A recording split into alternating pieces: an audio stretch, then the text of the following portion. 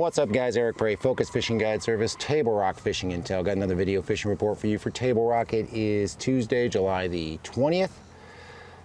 Been on the water pretty much every day. A lot of time over on Taneycomo last week, but been on Table Rock for the last 3 days. Bites definitely changing. Things are getting a little interesting. As far as our lake level is concerned, we're at 916.88, so basically just below normal summer pool. Of course, still running water. Beaver's still a little bit high. Bull shoal's still over 20 feet high, so they're definitely going to be running water for a little while. Water temperature, anywhere from 82 to 85 is what I've seen in the last 3 days. Just depends on where you are. Get up in the rivers, it's a little bit warmer. Down here by the dam, it's definitely cooler. But bites changing. Things are changing. We're definitely in a full-time or full summer pattern as of right now. Best way to stay on top of that, of course, join Table Rock Fishing Intel, become a pro member and get your daily, weekly reports, get your maps, get your feature videos, get all that information that we put on there every day to help you catch more fish on Table Rock Lake. But if you're coming down, say you're going to fish the lower end of the lake where I am today, best bite I've got going down here has been on a drop shot more than anything else in this last week. I've been down here for the last 2 days.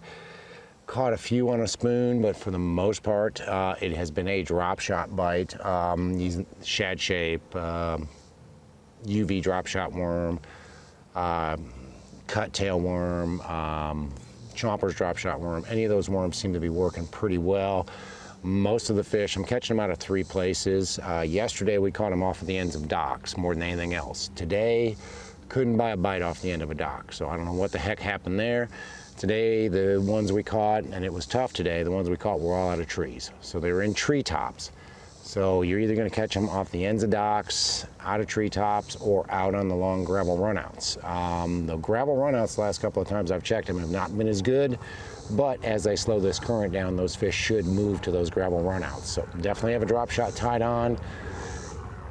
Did catch a couple of spoon jacking yesterday afternoon. It wasn't a great bite, but I did catch a few spoon jacking, throwing the Watson River to Sea spoon and pitching a Jewel scuba spoon into the dock stalls.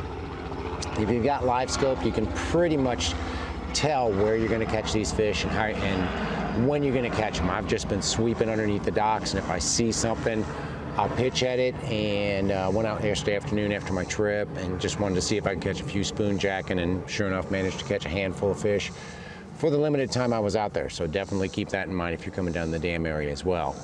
Go up in the mid-lake and things are a little bit better. You definitely still want to have a drop shot tied on, you know, shad shape, cut tail, UV drop shot worm, chomper's drop shot worm, all of those are working. Same sort of deal, guys. It's if you're not finding these fish on those long gravel runouts where we usually find them, check the treetops and then check the ends of big docks. That's basically the 3 locations we've been catching these fish, and it's different every day. Like I said yesterday, we had a really good day and caught them down here by the dam on the ends of docks. Today we couldn't buy a bite on the end of a dock, so had to go to the trees, found them in the trees. So keep that in mind in the Kimberling City area as well. Other than that, there is a decent football jig bite in the Kimberling City area on those long gravel runouts, anywhere from about 20 to about 25 foot deep. Most of them coming on the Jewel Pee-wee football jig. Bass Whacker's been my best color, but have been catching a few on Hail Mary and a few on Touchdown. Matching that up with the Jewel Versacrawl. Really seems to be the best bait for that right now, or the best trailer for that right now. It's small, it's compact, and these fish are not wanting a great big bait right now for one reason or another. So keep that in mind. Caught a few on the bigger shaky head as well, the Pro shaky head and on the Magnum shaky head. Both of those using a Senko, but that bite was not as good as the Pee-wee football jig bite was up there. And then the spoon jacking bite. You can catch them spoon jacking up around Kimberling City as well. There's quite a few fish around those docks, those bigger docks in those slips. Again, if you've got live scope or active target and you sweep underneath a dock, you can see where the fish are, and you got a pretty good idea that you're going to get bit when you hit those docks. Go up into the James River. James is a completely different animal. Fish are a lot shallower up the James. It's dirty. Got a little bit of rain on, I guess it was Sunday.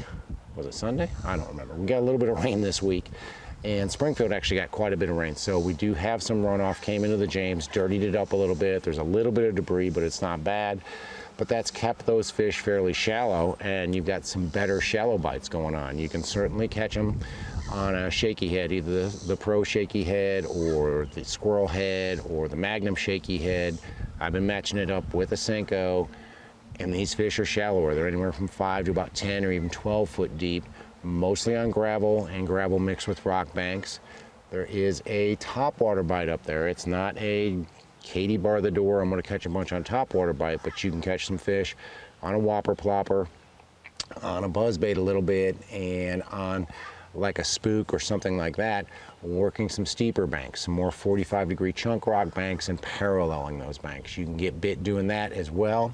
And then the brush pile bite. They are starting to show up in the brush piles with a big worm, throwing it in the brush piles and working it through the brush. We have been catching some fish doing that as well, so keep that in mind. Basically, the best brush piles are anywhere in that 10 to about 15 or 18 foot range. Seems to be where I'm catching more fish and better fish out of brush right now. Go up in the White River, and the White River's fishing a lot like the Mid Lake. You definitely have a drop shot bite going on up there as well. Shed shape, cut tail, UV drop shot worm, Chomper's drop shot worm. Same sort of deal on that, though. You know, one day they'll be on those gravel runouts, next day they won't. One day they'll be on the ends of docks, next day they won't. One day they'll be on trees, next day they won't. So you've got to kind of cycle through some spots to find the fish, but once you find them, you can usually catch a pretty good amount of fish off of one location. So keep that in mind if you want to go up and drop shot.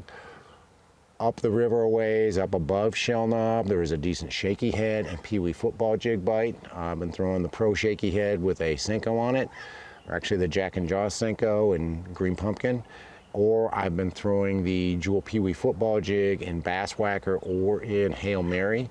Both of those fishing gravel runouts and gravel and rock mixed points, anywhere from about early as shallow as 5 foot deep, but normally you're looking at about 8 to about 18 foot deep. Seems to be the magic depth for dragging something on the bottom right now up the White. And then the spoon jacking bite. You can definitely do some spoon jacking up there. Kind of messed around Shell Knob late last week, pitching around some of the bigger docks, and caught a few better fish on the Watson River to Sea Spoon, and then caught numbers, and they were mostly keepers, but caught numbers of Kentuckys on the Jewel Scuba Spoon, pitching it around boat docks. So keep that in mind as well. You've got a few bites going on up there, but you know, the bite's going to get tough, and it's summertime. The boat traffic, I don't know if you can see behind me or not, but the boat traffic's ridiculous down here by the dam by about 9 o'clock. So it does make it tough to fish much into the day down here by the dam. A little bit better up the rivers, definitely up the James, you got less boat traffic. Definitely up the White, you got less boat traffic, but you're going to deal with boat traffic regardless right now this time of year. It's just the way it is. Everybody's on vacation. But the best way to stay on top of the bite and know what's going on, where to catch them, how to catch them, is to join Table Rock Fishing Intel, become a pro member, get these daily, weekly, monthly reports. All of the information that we put out for you helps you know before you go, helps you catch more fish on Table Rock Lake. That's the main reason for that website, is to help you catch more fish on Table Rock. But if you're coming down and want to hire a guide, give me a call. It's Focus Fishing Guide Service. You can reach me at 417-860-4743. Hit my website, focusfishing.com, and either shoot me an email or book online. Either way, I get back to you as soon as I can. Guys, thanks for watching the videos. Again, check out Table Rock Fishing Intel if you haven't done so, but thanks for watching. Can't wait to hear from you. We'll see you on the water.